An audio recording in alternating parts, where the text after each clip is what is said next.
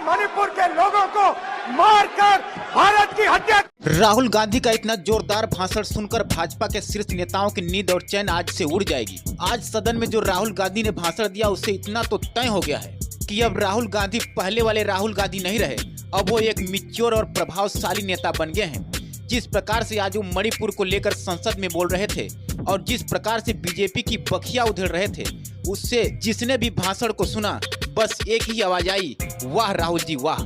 हम आपको बता दें कि सुप्रीम कोर्ट से मिली राहत के बाद आज पहली बार राहुल गांधी संसद भवन में बोल रहे थे।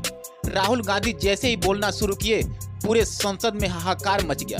उन्होंने नरेंद्र मोदी को, अमित शाह को, नड्डा को और पूरी बीजेपी मशीनरी की धज्जियां उड़ाकर रख दी। ऐसा लग ही नहीं रहा था कि ये राहुल गांधी हैं, वो अलग ही फार्म में थे।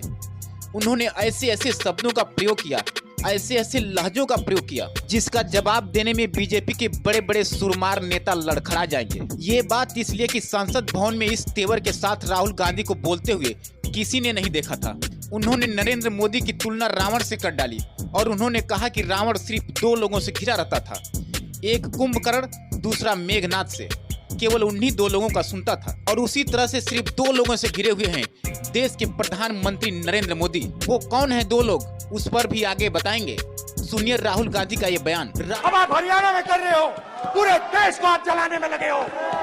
आप पूरे देश में भारत माता की हत्या कर रहे हो। राहुल गांधी ने कहा कि भारत एक आवाज है, भारत लोगों की सामूहिक आवाज है, यहाँ के रहने वालों की आवाज है, उनकी उम्मीदों की आवाज है और इस आवाज में मणिपुर भी शामिल है। और प्रधानमंत्री मणिपुर इसलिए नहीं जाते क्योंकि उनको भारत की आवाज नहीं सुननी है, सिर्फ उन दो लोगों की आवाज सुननी है जिन्हें रामायण काल में कुंभकर्ण और मेघनाथ कहा जाता था। हालांकि शुरू में उन्होंने कहा कि मैं आज आप पर हमला नहीं करने वाला हूँ, आपको डरने की कोई जरूरत नहीं है, आप शांति से बैठिए, मैं कुछ बातें रखना चाहता हूँ।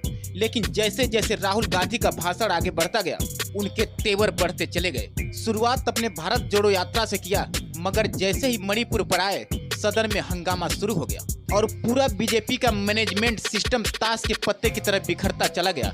कई बार हंगामा हुआ और सदन के स्पीकर को कई बार भाजपा के नेताओं को चुप कराते हुए कहना पड़ा कि शांत हो जाइए, ऐसे सदन नहीं चल सकता, आप अपने सीट पर बैठ जाइए। इस तरह से भारतीय जनता पार्टी के सांसद बौखला गए थे। आगे राहुल गांधी ने कहा, मैंने 10 साल तक गाली खाई है और आज आपको सुनना पड़ेगा। और उन्होंने कहा आपने मणिपुर को मारा है और आपने मणिपुर में सिर्फ मणिपुर को नहीं मारा है, मणिपुर में आपने हिंदुस्तान को मारा है।